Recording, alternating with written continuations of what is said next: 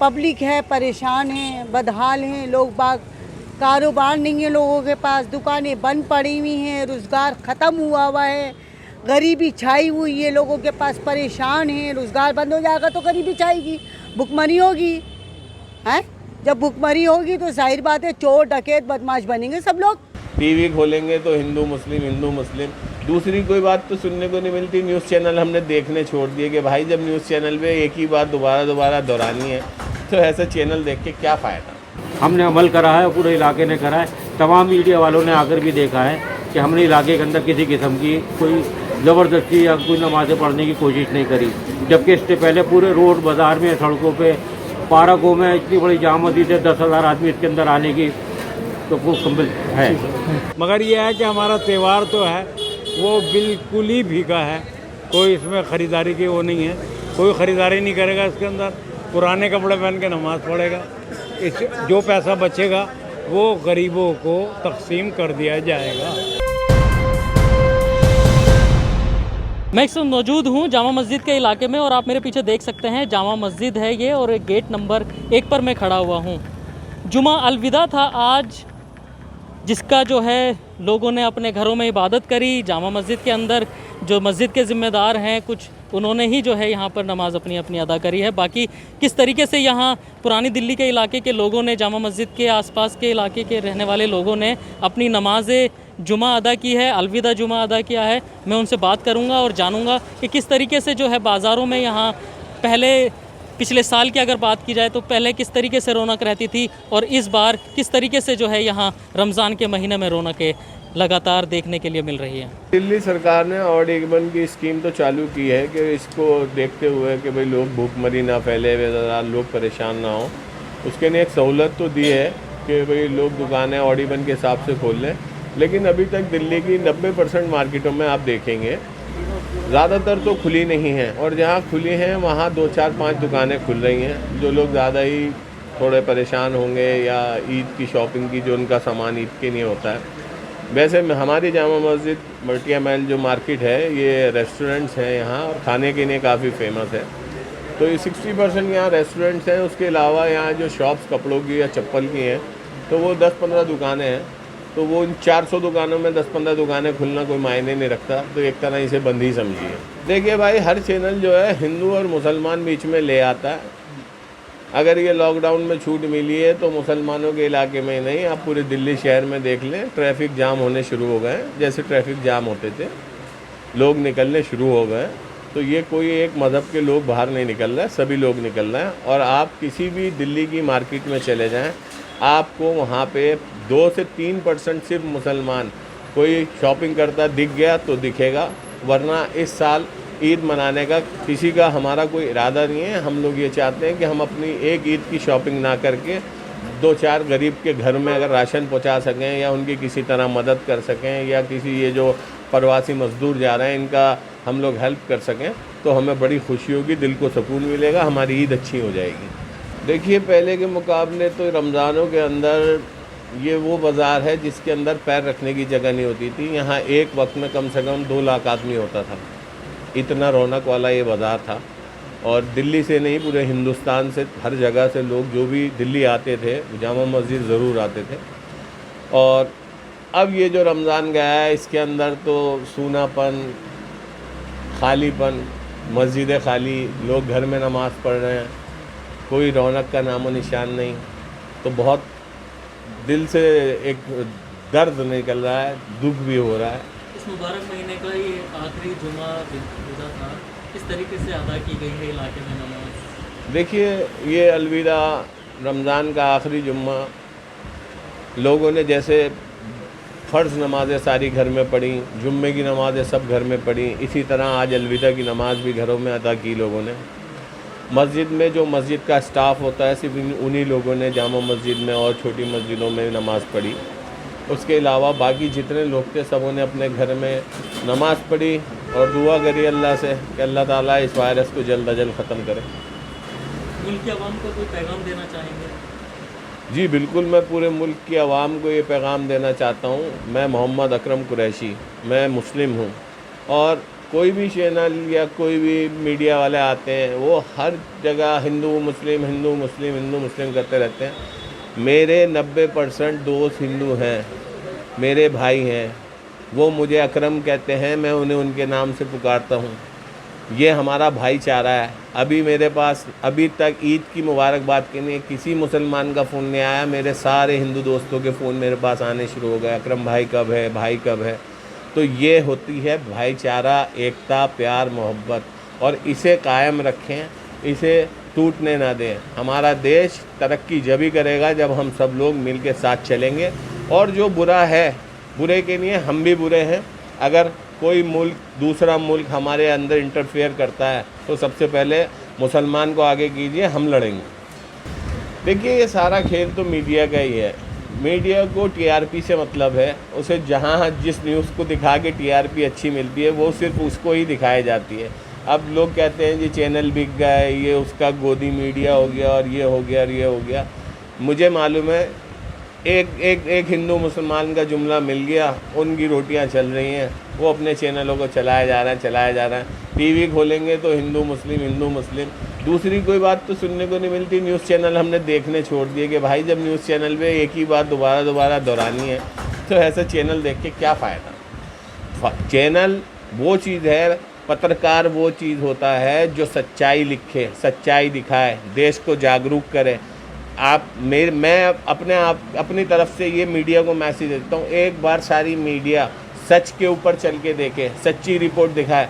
आप देख लेना उनकी टीआरपी ज़मीन से लेकर आसमान तक ना छू जाए और कामयाब ना हो जाए, लेकिन सच्चाई दिखाएं, किसी एक का पक्ष ना लें और किसी को जुदा ना करवाएं। जो आजकल मीडिया में हो रहा है कोरोना वायरस के मुतालिक के या मुसलमान इलाकों से फैल रहा है या इधर से फैल रहा है, ऐसा कुछ नहीं है कि मुसलमान से या हिंदू से फैल रहा है। ये तो एक बीमारी है, किसी को भी हो सकती है। पुलिस को भी हो रही है, हिंदू को भी, मुसलमान को भी, गरीब को भी, अमीर को भी, बड़े बड़े लोगों को हो जाती है। ख़त्म होने वाली होती है तो ख़त्म भी हो जाती है, नहीं ख़त्म होने वाली होती है तो लग के आदमी के आखिरी वक्त हो जाता है, ख़त्म हो जाता है। ये तो अल्लाह की तरफ से या भगवान जिससे भी आदमी जो कहना चाहता है उसकी तरफ से ही है। फिलहाल ये है कि मीडिया जो आजकल हिंदू मुस्लिम फिसाद फैला रही है या कर रही है या तासुब फैलवा रही है।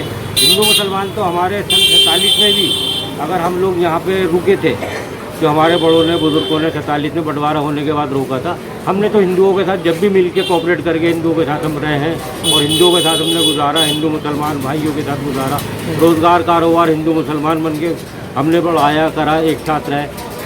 मुसलमान इलाकों में हिंदुओं की दुकानें हैं, हिंदू इलाकों में मुसलमानों की दुकानें, ऐसा कुछ नहीं है।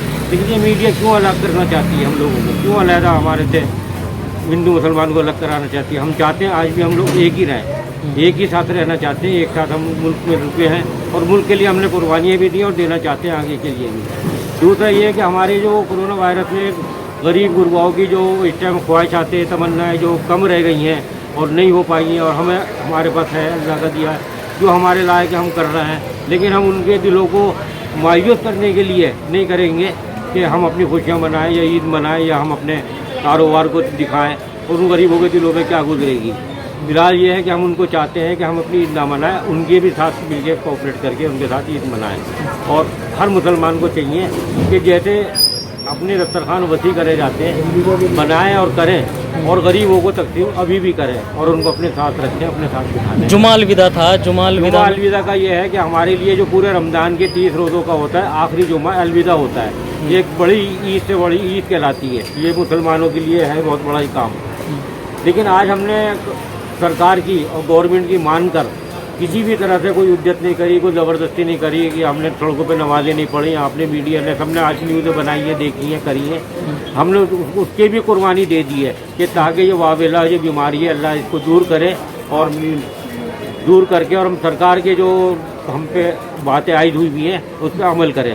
हमने अमल करा है, पूरे इलाके ने करा है। तमाम मीडिया वालों ने आकर भी देखा है कि हमने इलाके के अंदर किसी किस्म की कोई ज़बरदस्ती या कोई नमाज़ें पढ़ने की कोशिश नहीं करी, जबकि इससे पहले पूरे रोड बाज़ार में, सड़कों पे, पार्कों में इतनी बड़ी जाम मस्जिद है, 10,000 आदमी इसके अंदर आने की तो संभल है। देखो जी, ये तो सब ने हमारे उलमाओं ने बता दिया था कि आपने अपने घर में पढ़नी है नमाज, तो उसी का पालन करते हुए गवर्नमेंट ने भी कहा था कि कोई नमाज मस्जिद में नहीं होगी, मंदिर में कुछ नहीं होगा, इसलिए उसका पालन करते हुए घर में ही नमाज़ पढ़ी है।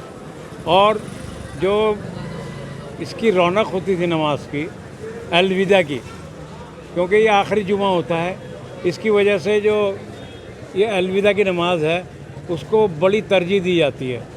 तो भारी तादाद में चारों तरफ से आदमी आते हैं और नमाज का एहतमाम करते हैं जामा मस्जिद पे आके। मगर आवाज़ आ रही थी मस्जिद में से, इमाम साहब ने कितने आदमी के साथ नमाज़ पढ़ाई, क्या करा क्या नहीं करा ये हमें कुछ पता नहीं। मगर ये है कि हमारा त्यौहार तो है वो बिल्कुल ही फीका है, कोई इसमें ख़रीदारी की वो नहीं है, कोई ख़रीदारी नहीं करेगा इसके अंदर, पुराने कपड़े पहन के नमाज़ पढ़ेगा। इस जो पैसा बचेगा वो गरीबों को तकसीम कर दिया जाएगा। और ऐसी बात भी अच्छी है कि कोई आदमी कपड़े ना बनाए, कोई फजूल खर्ची ना करे, कोई फजूल सामान ना खरीदे, कोई जनाब आली, और जहाँ तक पैसा जो है वो रोक के गरीबों की मदद करे। जिस तरीके से मुल्क में हालात बने हुए हैं, गरीब पैदल पलायन कर रहे हैं, कोरोना वायरस से हज़ारों मौतें हो गई हैं, ऐसे में कैसे खुशी मना सकता है देश का कोई? ऐसे खुशी में क्या मना सकता है? इधर ये सोचते हैं 20 लाख करोड़ का पैकेज है, वो बेचारे सड़कों पे मर रहे हैं, वो कह रहे हैं हमें खाने को नहीं मिल रहा, वो कह रहे हैं हमें जनाब अली यहाँ पर पकड़ के रख दिया, हमें 3 दिन हो गए भूखे हैं हम। ये कह रहे थे कि हम बसें लगा देंगे, ये लगा देंगे, वो लगा देंगे, वहाँ से स्टेटमेंट आती है कि कोई भी नहीं, खाना नहीं मिल रहा, कुछ नहीं मिल रहा, कुछ नहीं। वो कहते हैं मोदी योगी साहब कि हमने इनको पकड़ के एक मखसूस अच्छी जगह पर रखा है जहाँ पर इनका सैनिटाइज़र होगा और यहाँ पर इनका खाना पीने की व्यवस्था होगी, फिर इनको जनाब अली इनकी बसों में बिठा के भेजा जाएगा। कोई कह रहा है हम 3 दिन हो गए बैठे हुए, हमें तो कुछ भी नहीं मिला। अच्छा, जिस तरीके से ईद के मौके पर ये बाज़ार खोले जा रहे हैं, क्या इसमें आपको कोई सियासत नहीं लग रही सरकार की कि फिर से एक बार मुसलमानों को निशाना बनाया जाएगा, बाज़ारों में भीड़ होगी, मरीज बढ़ेंगे, इससे जोड़कर देखा जा सकता है? देखो ये तो बाहर जाके पता लगे, बाहर कंट्री के अंदर जो मैसेज जा रहे हैं वो आपको पता ही है कि जनाब के इसको करने के लिए क्या कि ये ना हो कि भाई उनको सौदा ख़रीदने की भी मोहलत नहीं दी, क्या नहीं करा ये भी बात होनी चाहिए, समझे नहीं। इसको फॉर्मेलिटी पूरी करने के लिए दुकानें कहाँ खुली हैं, चंद दुकानें खुली हैं, तितली खबर पूरा बंद है, उसे रेड जोन कर दिया है, समझे नहीं, कोई दुकान खुलने नहीं दे रहा वहाँ पर। ऐसे उसके अंदर क्या है, वही सड़कों पे हा हू है और क्या है, कुछ नहीं। कोई दिल से तो कोई काम नहीं कर रहा, ना दिल से कोई दुकान खोल रहा, क्या करेगा आदमी ये बताइए आप। दुकान क्या देना चाहेंगे यहाँ पर हमारे इलाका जामा मस्जिद के अंदर सारी रात का बाज़ार था, दिन में आदमी रोज़ा रख के सहरी खा के सोते थे, और यहाँ पर दिन रोज़ा खोलने के बाद तरावी पढ़ने के बाद फिर बाहर निकलता था आदमी, और निकलने के बाद यहाँ पर रौनक जो होती थी वो तो आप भी जानते हैं क्या थी। और हमारी 4 घंटे का काम था यहाँ पर 10 बजे से लेकर 2 बजे तक का यहाँ पर काम था, और अल्लाह के हुक्म से सब हंसी खुशी प्यार मोहब्बत से अपने घर चले जाया करते थे, घर में जाकर सहरी खाते थे, फिर रोज़ा रख के फिर दूसरे दिन ऐसे ही होता था। वो सब रौनकें और खुशियाँ ख़त्म हो गई हैं। चांदनी चौक के अंदर साफ मना कर दिया उन्होंने कि हम कहाँ दुकानें खोलेंगे, क्या करेंगे क्या नहीं करेंगे। उन्होंने करोल बाग में मैसेज दे दिया हम दुकानें नहीं खोलेंगे, क्या करेंगे। और ये टाइम ऐसा है 7 से 7 तक का, इसके अंदर तो कोई बात नहीं। उन्हें 7 से 7 तक क्या, इतनी गर्मी है आप ये देखिए, ठंडे मौसम के अंदर ठंडे आप उसकी दुकानों में जाया करते हैं, आराम से बैठ के ख़रीदारी करते हैं, समझे। अब ये धूप में कौन जाएगा, आप ये देखिए धूप में कौन जाएगा। अलविदा की नमाज दी है हमारे जामा मस्जिद में, अलविदा नहीं हुई नमाज़ें जो है अपने अपने घरों में पढ़ी है लोगों ने। हमने जो है मोदी जी का पालन करा है और अपने अपने घरों में नमाज़ें पढ़ी है। अलविदा जो रौनक थी, जो जामा मस्जिद में जो तैयारियां होती थी, चलती थी, बाहर सड़कों पे नमाज़ें होती थी, वो अब कैसे नहीं हुई। ये कोरोना वायरस की वजह से, ये हमारे देश में कोरोना वायरस आया है, इसकी वजह से हमने अल्लाह पाक इसको हटवा दे, ख़त्म करा दे। ये सब हम वही दिन आ जाए, वही हमारी रात आ जाए, वही सच्चाई आ जाए, वही रौनक हो जाए। इस बार कोई देख लीजिए वीराना बरस रही है, जो रहमत होती थी अल्लाह की, वो रहमत सब ख़त्म हो चुकी है। पब्लिक है परेशान है, बदहाल हैं लोग बाग, कारोबार नहीं है लोगों के पास, दुकानें बंद पड़ी हुई हैं, रोज़गार ख़त्म हुआ है, गरीबी छाई हुई है लोगों के पास, परेशान हैं। रोज़गार बंद हो जाएगा तो गरीबी छाएगी, भुखमरी होगी, हैं? जब भुखमरी होगी तो जाहिर बात है चोर डकैत बदमाश बनेंगे सब लोग। क्या होगा? यही होगा भाई। जब भुखमरी होगी, ये तो बीमारी अल्लाह की तरफ से, गैब की तरफ से हुई है, अल्लाह ने भेजी है बीमारी, इंसान की दी हुई बीमारी नहीं है ये। आपने सुना और देखा कि किस तरीके से जो यहाँ मुकामी लोग हैं, दुकानदार हैं, वो बता रहे हैं कि उन्हें इस बार ईद की बिल्कुल भी जो है खुशी नहीं है। खुशी इसलिए नहीं है क्योंकि जिस तरीके से वो हर साल इबादत किया करते थे, मस्जिदों में रौनकें होती थी, बाज़ारों में रौनक होती थी, और इसी अलविदा के मौके पर जो है एक ईद के तौर पर ही जो है इसको जुमा अलविदा जो है लोग यहाँ अदा करते थे। बाज़ारों में, पुरानी दिल्ली का ये बाज़ार है, खाने के होटल यहाँ पर हैं और लाखों की तादाद में लोग यहाँ बाहर से भी आते थे और ख़ुद दिल्ली के अलग अलग इलाकों से लोग यहाँ पर अपना रोज़ा इफ्तार करते थे और सहरी खाकर जो है यहाँ से जाते थे। लेकिन साफ़ तौर पर यहाँ इस बार मुसलमानों के अंदर जो मायूसियत है वो साफ़ तौर पर देखी जा सकती है। दिल्ली से न्यूज़ मैक्स के लिए मैं अब्दुल वाजिद निज़ामी।